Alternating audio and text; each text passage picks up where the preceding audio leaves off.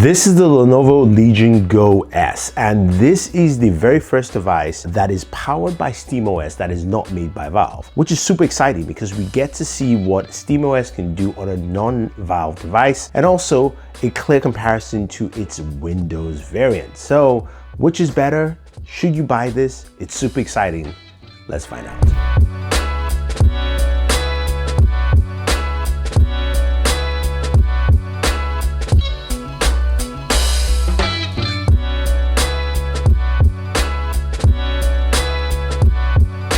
So the Lenovo Legion Go S is finally here in SteamOS. And what's super exciting about this device is that we have a clear choice in terms of operating system for portable PC gaming setups, which is super exciting. Now, the hardware itself is very similar, pretty mumuch the same. We have an 8-inch ISP display, looks pretty nice. I will tell you this though, this display is not as bright as I would like it to be. And you notice that while you're playing and gaming a lot of games. In terms of your layout, you do have your thumbsticks in diagonal order. You have your buttons on the left here. That is, of course, your Steam button, which is quite interesting to see. Your D-pad. You do have, of course, your menu button, function buttons, XYBAs, and of course the other thumbstick. Now, this pad is kind of like a mouse pad, but I haven't seen any use for it. At the very top, we do have our right and left shoulders, right trigger, and then we have our power button, which is lit up red, like so. Volume rocker, headphone jack, dual USB Type-C ports. One is 40 gigabits. Behind the device, where you have your grips, really nice solid grips. It gives you this very comfortable flow and fit to it. You've got your Y1 and Y2 with the adjustments for the triggers. So you can go deeper or shorter with the triggers. And at the bottom is the micro SD card slot. Now, this is the exact same hardware for the Windows version. And they come in two separate colors to kind of differentiate it easily for you. Windows is white, this one is Nocturne. This is Nebula Nocturne, so which is a different color and a nice separation here. But we care about performance. Now, I'm not gonna do a direct side-to-side performance because the unit I have for the Windows runs the Ryzen Z1 Go, which is a less powerful processor than what I have in here, which is a Ryzen Z1 Extreme. Now, I also have 32 gigabytes of RAM in this device, as well as a terabyte of storage. So I've got the spec'd out version. When it comes to performance, SteamOS really does a good job. Menu is really smooth and fast, and honestly, it's a very nice experience being able to just jump to your games. There's no issues of you trying to navigate Windows. And you know how it is going through tiny menus on a Windows touchscreen. It's very painful, but you hit the Steam button, you have access to home, library, media, downloads, all that fun stuff. Your function button gives you access to things like your notification. You can go in also and do some quick settings for the brightness, which I mentioned earlier. And then the performance settings is what you care about, where you have your performance overlay, some performance profiles. There's a low, there's balance, there's performance, and then of course there's custom. Now, this device can go up to 40 watts TDP, which should give you much better performance than you had with something like the Steam Deck or even with the Windows version here. So what about that performance do we actually get? Let's take a look at some of the games we wanted to play. Because when you look at it, compared to the Windows version, you can see where that is. Now again, I had the Ryzen Z1 Go on the Windows, so this is not a direct comparison. But on here, playing Street Fighter 6 and playing around with those settings, but still keeping that 1080p, I was able to get close to 60 frames per second, sometimes 60, which was great. My first play around, not so much. My second one did a really good job there. So that was nice to see. Now, Shadow of the Tomb Raider, I was able to run some benchmarks, and at the medium settings, I'm getting about 47 frames per second. So that is also really good. It's not a bad benchmark here. Now, one that was quite interesting to see was, of course, Cyberpunk 2077. Cyberpunk, I tried to play with the benchmarks. It's very playable, but again, it's really low. It's still under 60, as you see, but it's still playable. This is one thing that I can see kind of matches with the Z1 Extreme. There's a lot of things you have to mess around with, and I try to keep it at 1080p. If I dropped it to 720p, I would still got slightly better performance here. Now, the last game I did play was Doom: The Dark Ages. I've been playing Doom: The Dark Ages recently. Love the game, got it on here, and dropping the settings down, playing around with it, I can actually get some really good frame rates of this. Great performance on here. The thing you'll notice when you're actually gaming with the Legion Go S SteamOS edition is how cool the device is. Now, fan will of course go out pretty loud when you're playing at the highest TDP performance here, but your hands stay cool because the grips are here. A lot of air comes up from the very front vent right here, and also some air sucked in from the fans here at the back. But it feels really cool. The highest temperature I got just on the device was 105 degrees Fahrenheit, so temperatures were actually pretty good. But what about the audio, gaming audio, and also the fan noise? Because I was playing at the highest performance possible. Let's take a quick look.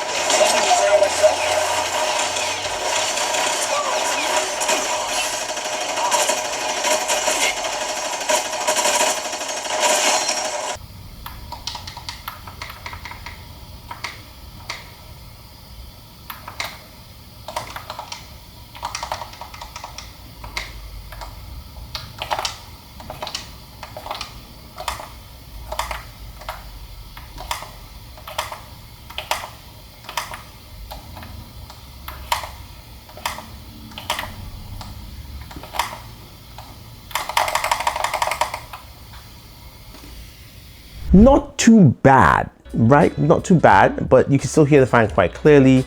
And it's best, of course, to use a headset or Bluetooth headset or just a wired headset. Some of my complaints on this device kind of rise on certain specific things.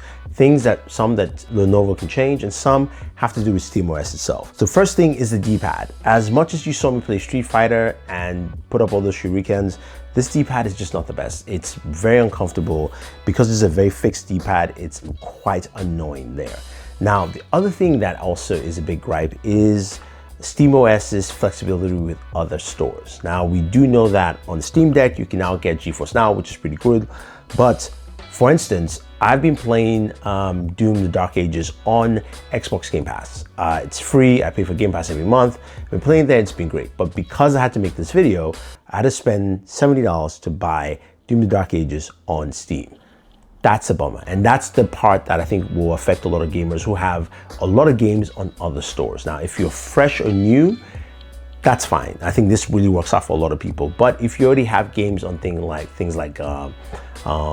Blizzard, if you have stuff on like the EA store, Ubisoft store, or Xbox Game Pass, you use that quite heavily, you're going to be stuck buying games again, which is a big bummer. So that's the one thing that I don't like. So I want to hopefully see some of that. Microsoft bring it up here, because we just need the games everywhere, and also everybody else should just bring the games everywhere. So we get that part. But that's pretty much the only two gripes I have. I really like the performance on here. I like the fact that it just works well.